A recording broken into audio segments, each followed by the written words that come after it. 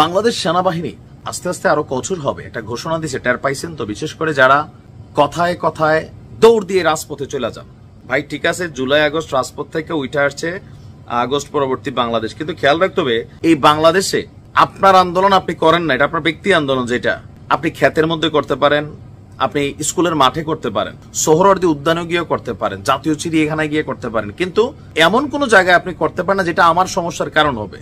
এই যে রাস্তায় কথায় কথায় রাস্তায় নেমে যাওয়া, মহাসড়ক ব্লক করে ফেলা, তারপর হচ্ছে আপনার ঢাকা শহর, সারা বাংলাদেশ থেকে এখানে মানুষ আসে, বিভিন্ন কাজে আসে, হাজার হাজার টাকা খরচ করে আসে, আইসা দেখে কি এই এলাকা ব্লকেট, এখানে গেলে হুন্ডা আটকাই দেয়, বেশি কিছু করলে কে আওয়ামী লীগের ফেসিস দোসর, এগুলা বলে অনেকে হেনস্থার ঘটনাও ঘটছে।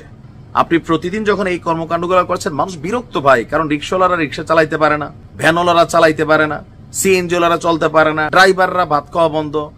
একটা রাস্তার উপরে তো মানুষের অফিসের 9টার টাইম শেষ, কারোর পরীক্ষা ডিস্টার্ব করতেছেন আপনি। ভাই এই দাবিটা তো আপনার, আমি আপনার দাবির প্রতি সমর্থন জানাবো, কিন্তু আপনি রাজপথে নাইমা আমার ডিস্টার্বের কারণ হইতে পারেন না। এটা দুনিয়ার কোন দেশে নাই, বাংলাদেশে আছে। এখন এদের আবার বক্তব্য কি, এইভাবে কি হয় রাজপথে নাইমা এই দাবি আদায় করতে হয়? আমাদের নাহিদ ভাইরা দেখা দিয়ে গেছে ওইটা আলাদা আন্দোলন ছিল, আলাদা ছিল, বাট আপনার এটা আলাদা। আরেকবারই নাহিদ ভাইদের এটা তৈরি করা, নাহিদ ভাইরা নিজেরাই তো এখন ভাই মানুষ পায় না, আপনি কই চিন্তা করতেছেন? এখন এই যে পরিস্থিতি, গতকালকে আমাদের কুমিল্লা মহাসড়কে আমরা দেখছিলাম সেনাবাহিনীর ধাওয়া, এখন ধাওয়াবে, দেখলে রাস্তায় ধাওয়াবে। আমি স্যালুট করি এই সিদ্ধান্ত, ধাওয়াইতে হবে ভাই। তুমি তোমার আন্দোলন করো, সংশ্লিষ্ট মন্ত্রণালয় অথবা যে ডিপার্টমেন্ট আছে সেইখানে যাও। কলেজের ভিতরে স্যারে কি করছে ছাত্রীর লগে, তুমি আইসা মহাসড়ক বন্ধ করে দাও। ওয়াই? আব্বার দিনের দেশ তোমার, এটা আমারও তো দেশ।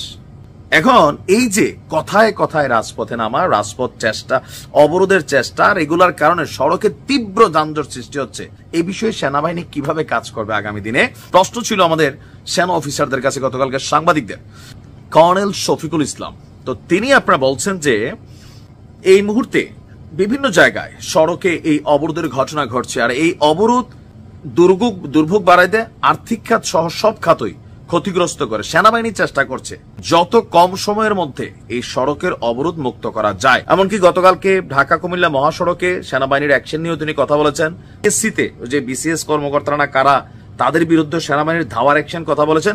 এবং আগামী দিনেও এই রাজপথে যে কোনো ধরনের মানে রাজপথ ব্লকেট করার যে কর্মসূচি, সেখানে নৈরাজ্য সৃষ্টির যদি কোন রকম চেষ্টা করা হয়, সেনাবাহিনী আস্তে আস্তে অ্যাকশনে যাবে। সংশ্লিষ্টদের সেনাবাহিনীর পক্ষ থেকেও আপনার নির্দেশনা দেওয়া হয়েছে যে আপনারা আপনাদের দাবি টাবি নিয়ে আন্দোলন করেন, কিন্তু রাজপথ ক্লিয়ার রাখতে হবে। আমার মনে হয় বাংলাদেশে বেশ কয়েকটি স্পট ক্লিয়ার করে দাও, স্টেডিয়ামে যাও, খেলার মাঠে যাও, স্কুলের মধ্যে করো, অথবা বিভিন্ন পাবলিক প্লেস বলতে রাস্তাঘাট করা যাবে না। একজন মানুষ যে বললাম না, একজন ওই উত্তরবঙ্গ থেকে একটা ঢাকা আসছে ভাই, দিন দিন তার ফিরতে হবে, আপনি তার অর্ধেক কাজ নষ্ট করে দিচ্ছেন। একজন লোক এয়ারপোর্টে যাবে, সেই এই গাড়ির থেকে সে কেমনে যাবে ভাই? এগুলো মানুষ বিরক্ত হয়, হাজার হাজার মানুষ আপনার কারণে বিরক্ত। আর এই দখল মখল রাজপথ, এগুলাতে মানুষের এখন তীব্র অবস্থা, পারে না থাপড়ায়।